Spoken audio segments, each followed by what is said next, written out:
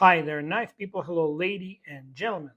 Obviously, I'm not on some kind of epic outdoor adventure. I'm at my local park walking my dog who decided to be herbivorous now. And I'm also carrying a new knife. This one, it's called Fintiso Falcon, and it's clearly an outdoor hunting bushcraft knife, and that's how I'm going to test.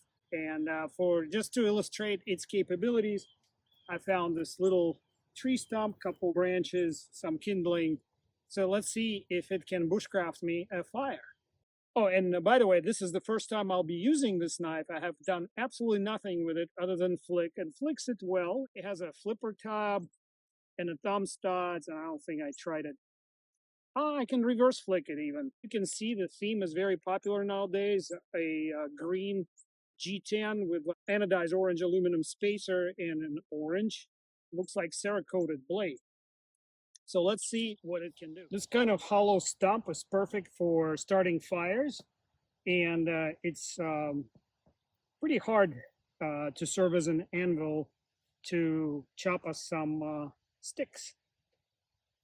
And this is that club I made in another video, showing how easy it is to make a hole through the piece of wood without using any drilling. Honing your skills helps you do the job with any tool. I have no idea what that branch came off of. Some kind of hardwood, but it's getting through it quite well. I'm surprised. There's a little wear to the coating immediately, but nothing really major. It's not coming off, so it's pretty well coated. It's clearly some kind of ceramic coating.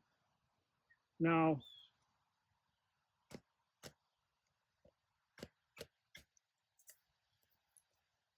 the knife has a machine ferro rod space, so I will be happy to test it. The wood is not completely dry because it's been raining for a couple of days.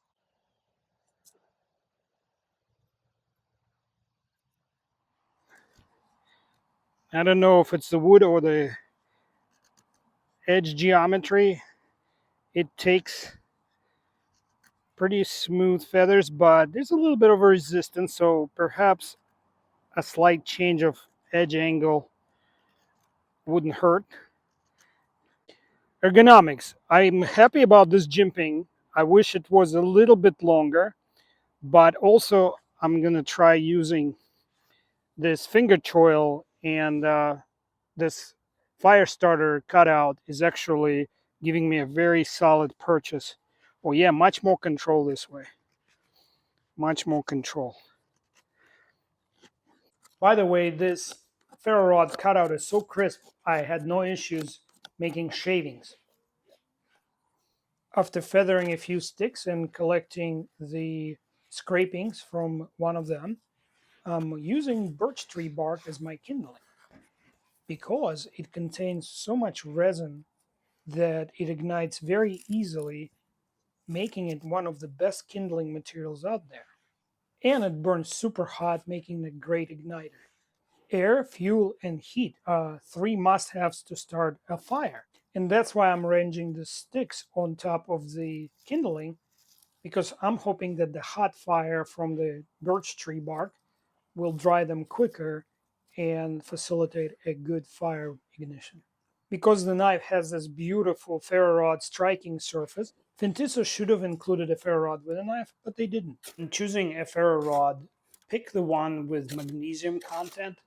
It just works a lot better. And these sparks continue to sort of explode when they land on the material. As you can see, it takes very quickly, and I'm trying to dry those sticks again. But judging by the amount of steam that's coming off, so birch tree bark burns with a black smoke, and the white smoke is actually predominantly steam coming off the wood. So it tells me the wood is wetter than I thought.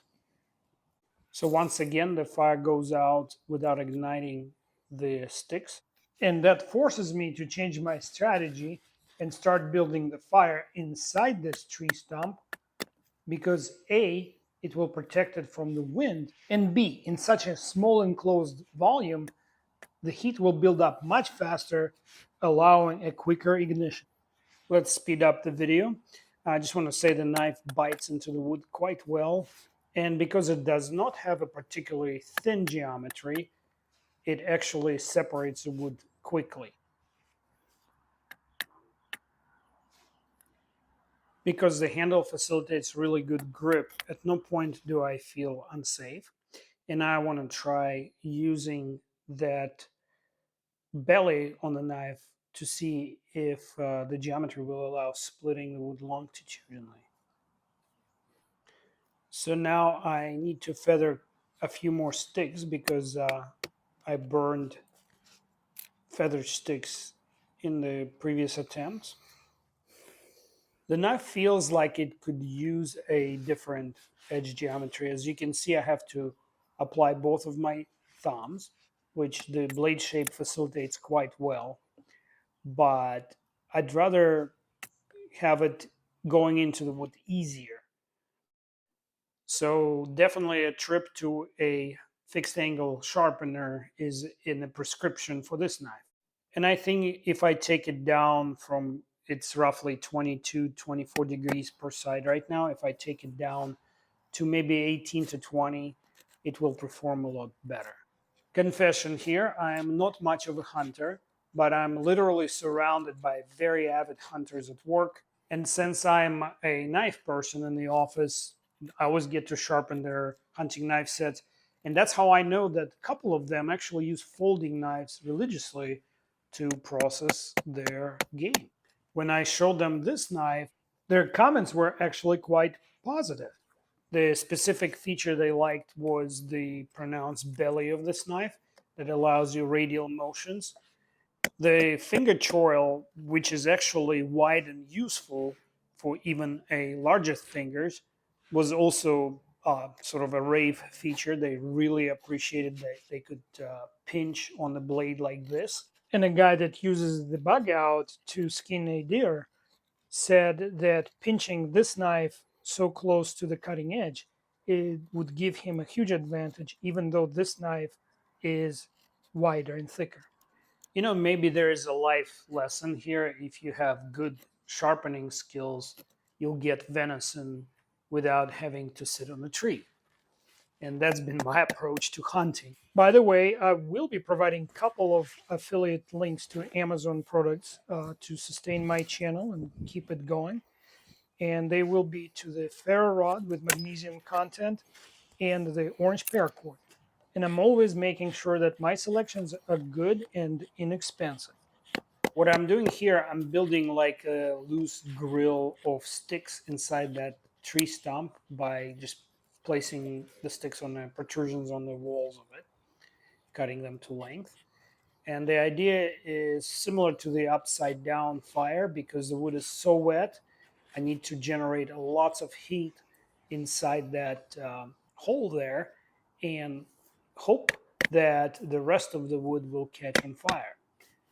So I'm placing some of the birch bark in there, and this is going to be my fire starter here on the outside. And by the way, if I didn't have this convenient stump around, I would probably do the same thing by digging a small tubular sort of hole in the ground and just repeating the same exact steps. That could be a topic for a different video. Please let me know in the comments if you would watch something like that.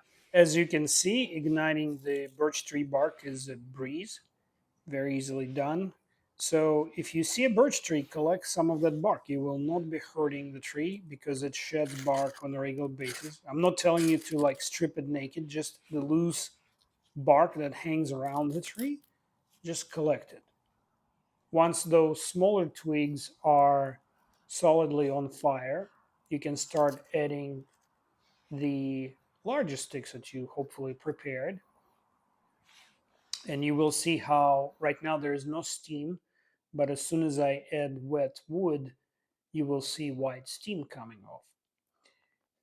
And eventually it turns into gray smoke, which will also dissipate pretty soon because as you can see, there's a pretty good air circulation in there. Very happy flame here. And so I would let the wood burn out and form coals so I can prep food. But unfortunately, I'm not really camping. I'm just here to demonstrate this new knife. Unlike most other reviewers of knives, I am not affiliated with knife makers or knife retailers.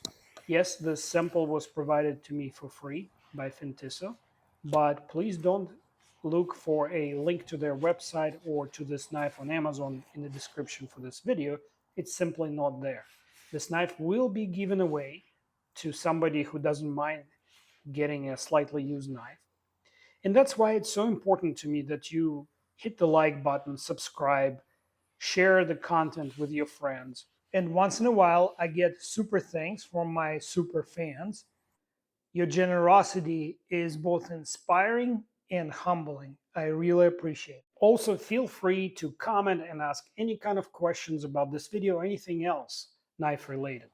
You should also know that if you're not reading comments under my videos, you're missing out because I get some of the most incredibly intelligent and knife knowledgeable folks commenting on my videos. And I really, really appreciate that.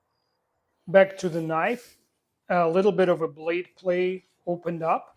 I'll have to check if the pivot screw loosened up. I think choosing 14C28N steel for this blade was a good choice by the knife's designers.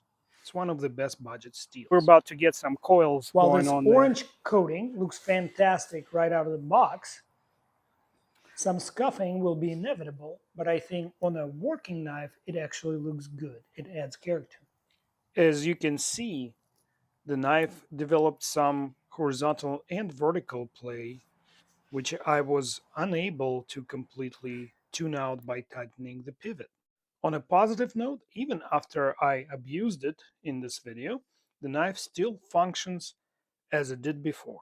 It looks like the designers of this knife were determined to minimize the number of screws in the assembly. And now both the thumb studs and the stop pin are loose, and there's nothing I can do about it because there's no way to tune it up. I am extremely pleased about how the edge looks like after all that work it did. I'm looking for chips or rolls that this budget steel may produce, and I don't see much, just this one little chip right there, or it could be a roll actually. I'm going to strop it real quickly, nothing major, and then see how it ends up cutting newspaper. It strops well because the steel is easy to sharpen, which is a flip side of low edge retention rating. And here we go, with a minimal effort, it slices right through this thin newspaper, which is good. All in all, this knife made a good impression on me. I would like it to be a little heavier duty. It's definitely a medium duty knife. Would I have known it, I would not abused it as much as I did. Like unlocking the blade while batoning probably would be my choice. If there's ever a version 2, I would like to see a shoulder stop pin with ends protruding through the G10, like on this knife, making it into a much heavier duty knife. And oh yeah, removable thumb studs. The manufacturer is watching these videos, so please comment as much as you can. I am sure they're as interested in your feedback as I am.